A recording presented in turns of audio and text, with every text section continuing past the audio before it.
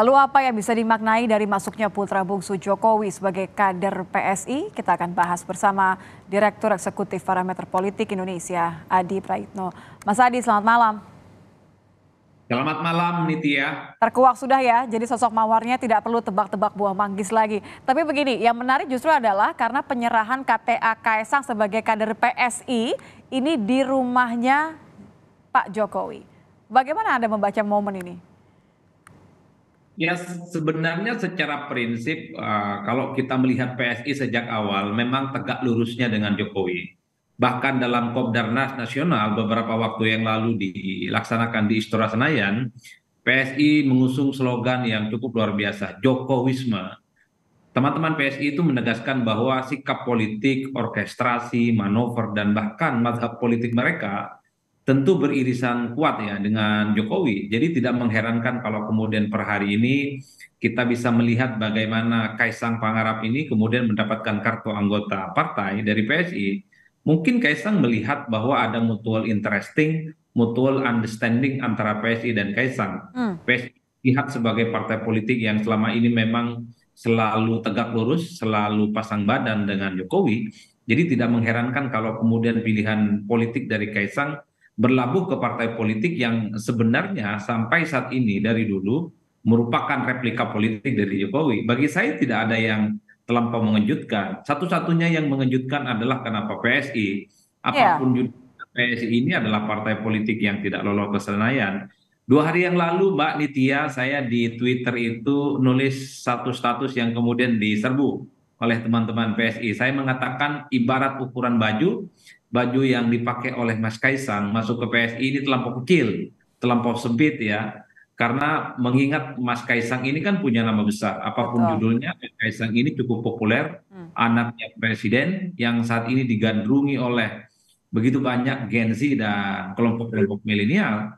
Sebenarnya kalau mau jujur, dengan nama besarnya Kaisang sebenarnya sangat layak untuk masuk partai politik yang saat ini masuk 3 besar ya. Oke, Kalaupun saya kalaupun potong. toh di Artinya PDIP, gini, Anda sepakat kalau keberadaan ya. Kaisang jelas menguntungkan PSI. Tapi pertanyaannya kan Kaisang dapat apa? Kita coba akan dengarkan dulu ini pernyataan dari Kaisang setelah mendapatkan atau menerima KTA PSI mengenai isu-isu dia akan dapat apa nanti setelah jadi kader PSI.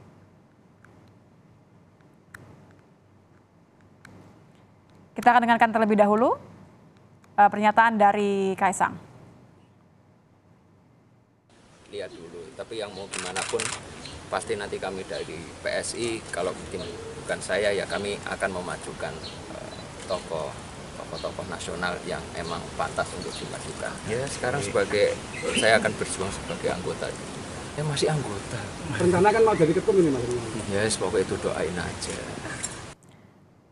Semoga doakan saja katanya. Ini kan sebenarnya khas sekali ya. Kita sering mendengar tipikalnya sama dengan kakaknya Gibran. Ini Anda melihatnya seperti apa nih? Doakan saja akan terjadi atau doakan saja untuk yang lain?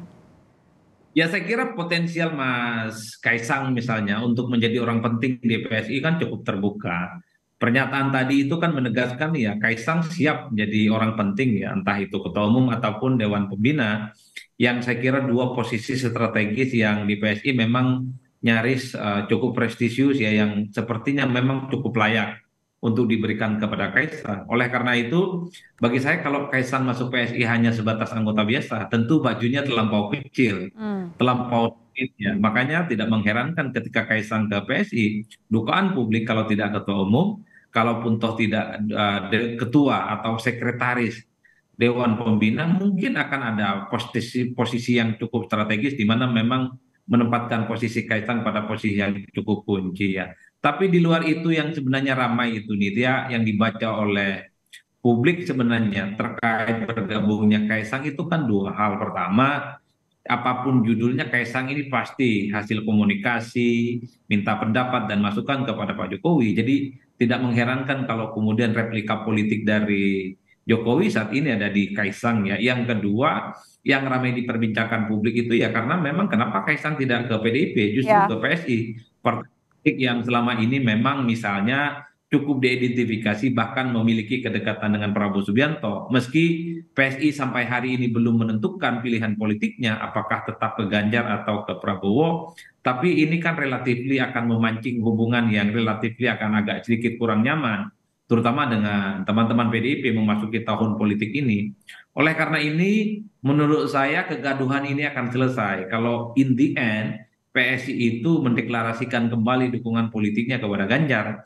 Jadi sekali Kaisang misalnya tidak ke PDIP, tetap di PSI, tapi PSI kembali ke rumah lamanya, mengusung Ganjar Pranowo, saya kira tidak akan ada persoalan. Nggak masalah Tapi gitu ya. Tapi kalau ya, misalnya, itu kan kita masih berandai-andai, kalau misalnya tidak terjadi seperti yang idealnya tadi, akan seperti apa menurut Anda sikap PDIP? Kalau kemarin kan Ketua DPP PDIP, Jarod Saiful Hidayat sudah menyebutkan bahwa memang tidak melanggar, tapi ini akan menjadi catatan. Apakah ada sesuatu yang tidak bisa kemudian disampaikan dengan baik sehingga dalam satu keluarga ini memilih parpol yang berbeda?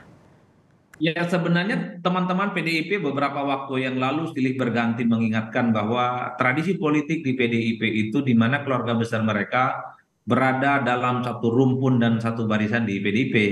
Jadi kalau ada bapak dan ibunya ada kader PDIP, maka otomatis keluarga besarnya pun juga berdarah PDIP.